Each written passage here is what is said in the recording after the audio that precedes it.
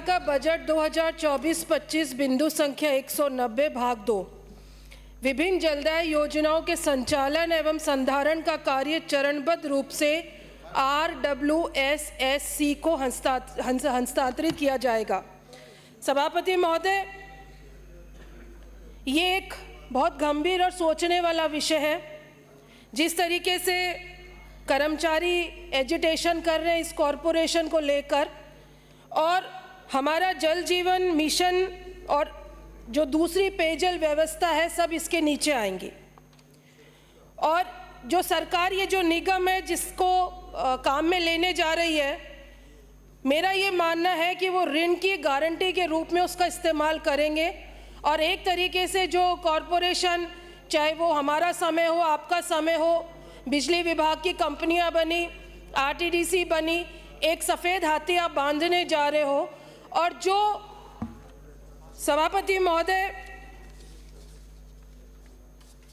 जो पानी हमें 1000 लीटर 4 रुपये 40 पैसे में मिलता है, वो तकरीबन चला जाएगा 75 रुपये 1000 लीटर के। तो सबसे पहले तो जब माननीय मंत्री महोदय रिप्लाई दे तो कम से कम ये तो बता दें कि ये ऋण लेने के लिए आप ला रहे हो और इसमें टैरिफ बढ़ाओगे, क्योंकि ये एक जन कल्याणकारी विभाग है, वेलफेयर डिपार्टमेंट है सभापति महोदय।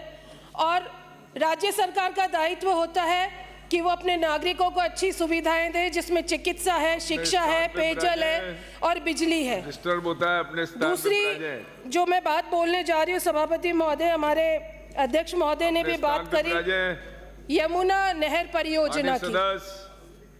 अपने स्थान पे विराजे, बोल रही है, डिस्टर्ब होता है।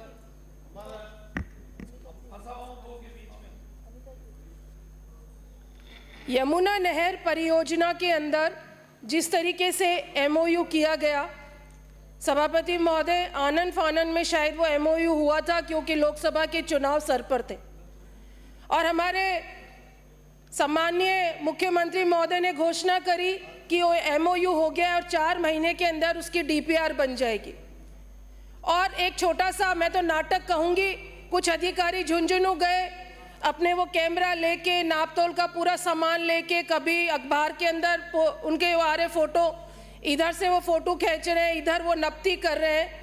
लेकिन सबसे बड़ी बात ये है कि जब हरियाणा के तत्कालीन मुख्यमंत्री ने, जो वित्त मंत्री के रूप में भी थे, उन्होंने जब अपना बजटीय भाषण दिया तो कहीं पे भी यमुना जल राजस्थान के अंदर कैसे जाएगा उसके बारे में कोई चर्चा उन्होंने नहीं करी। उसके अंदर मैं बताती हूँ, 1 मिनट।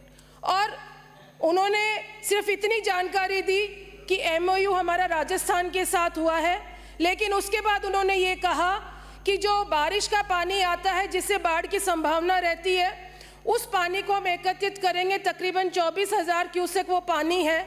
और उसमें सबसे पहले अगर हरियाणा के अंदर जो 3-4 ज़िले हैं जिनमें बिल्कुल पानी नहीं है, पानी की बहुत किल्लत है, पहले उसका पानी हमारे हरियाणा के अंदर काम में लेंगे और अगर बचता है तो हम राजस्थान को देंगे। और उनका ये स्टेटमेंट उनके इस्तीफे का कारण बना, उनको तत्काल हटा दिया गया। नया CM हरियाणा में बना क्योंकि लोकसभा के चुनाव सर पे थे। न उसके अंदर बजट के अंदर ये कहा कि राजस्थान की सीमा तक हम कितनी किलोमीटर पाइपलाइन डालेंगे, किस तरीके से डालेंगे, इसका भी वर्णन उन्होंने अपने बजट में नहीं करा। ये यमुना नहर का पानी, हमारे अध्यक्ष जी सही कह रहे थे, झुंझुनू, चूरू, सीकर को नहीं मिलेगा क्योंकि पीने का पानी अभी तक उपलब्ध नहीं हो रहा है। तो इसके ऊपर जब आप जवाब दें मंत्री महोदय, क्योंकि ये जल संसाधन मंत्री का काम है, लेकिन इससे पेयजल की व्यवस्था होगी, तो हम लोग जानने के उत्सुक हैं कि सिर्फ पेयजल के लिए आप पानी लाओगे या सिंचाई का भी। सभापति महोदय, मैं 5 मिनट चाहूँगी। दूसरा जो सबसे बड़ी बात है वो JJM की बात है। मंत्री महोदय, JJM के अंदर हमारे मलसीसर के अंदर कुंभाराम लिफ्ट परियोजना बनी, उसका डैम बना और तारानगर से वहाँ पर पानी आ रहा है। उसकी जो क्षमता है, उस डैम की क्षमता है वो 6200 ml की क्षमता है और हमें तकरीबन 47 क्यूसेक पानी जो है वो मिलेगा इसके अंदर। और जब ये समझौता हुआ, जब ये योजना लेकर आए तो उसके अंदर मंडावा विधानसभा, जिसमें ग्रामीण और शहरी क्षेत्र, झुंझुनू का शहरी क्षेत्र, उसके अंदर आपका खेतड़ी, सूरजगढ़ और उदयपुर वाटी को पानी देने की बात कही गई थी। अब आप लोगों ने उसके अंदर पिलानी और नवलगढ़ को भी जोड़ दिया। और मलसीसर के अंदर जो डैम बना हुआ है सभापति महोदय, मलसीसर को खुद को पानी नहीं मिल रहा है। वहाँ पर सबसे बड़ी त्रासदी की बात यह है कि जहाँ पर डैम बना हुआ है उस पूरी ग्राम पंचायत को पानी नहीं मिल रहा है। वो कभी कहते हैं ये अर्बन में नहीं आती, कभी कहते हैं ये रूरल में नहीं आती है। और आपके वित्त विभाग के अंदर उसके टेंडर हुए हुए वहाँ पर पड़े हैं। तो मेरा सभापति महोदय, आप सभापति महोदय,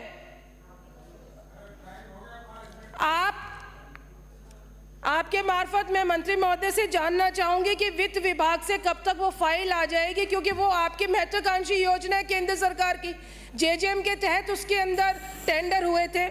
और तीसरा मंत्री महोदय, आपने बजट के अंदर 2 साल के अंदर 10 ट्यूबवेल और 20 हैंडपंप दिए। कम से कम 1 साल के अंदर 15 तो दें, क्योंकि गाँव की स्थिति बहुत खराब हो रही है। पीने का पानी वहाँ है नहीं, कुएं हैं सूख गए हैं, आप ड्राई के अगेंस्ट के अंदर भी नहीं दे रहे हैं। तो किस तरीके से गांव के लोग जो है, किसान है, ग्रामीण लोग हैं, किस तरीके से अपने पानी की व्यवस्था बिठाएंगे? सभापति महोदय, आपने बोलने का मौका दिया, धन्यवाद।